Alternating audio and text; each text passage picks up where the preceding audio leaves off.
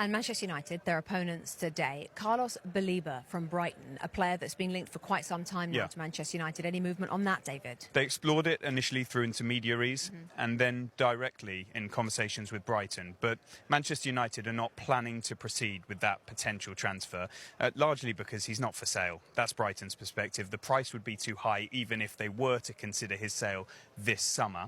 But that doesn't mean Manchester United's interest goes away, maybe in the summer of 2026. Belieber was up for the move. Personal terms wouldn't have been a problem, but he didn't agitate for a move away from Brighton.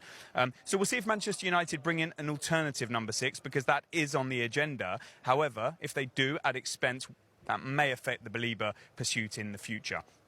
They've been linked to the likes of Hjulmand at Sporting Lisbon, of Adam Wharton at Crystal Palace. I'm not sure those are likely to come to fruition at this moment in time. They want to get players out of here.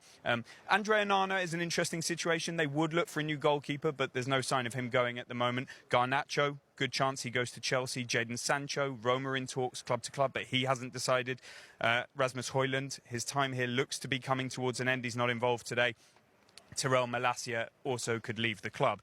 Many have looked at United signings, very impressive, by the way, and Buemo, Cunha and Sesko. Sesko wasn't their top target, but he's been high on the agenda for a long time, and they're very pleased with that. We'll see how he gets on today. How have they done all this business? Well, they had some funds available. They also have January 2026 and the summer of 2026 up until June 30th to try and get players out and balance the books. They've got a credit facility they can extend. They also managed to get Marcus Rashford's wages away from Old Trafford and sell-on clauses in the case of Elanga and Carreras. So they are making things work, but the ambition here at Old Trafford is to keep activity going in, possibly, out, definitely, before that window shuts on September the 1st.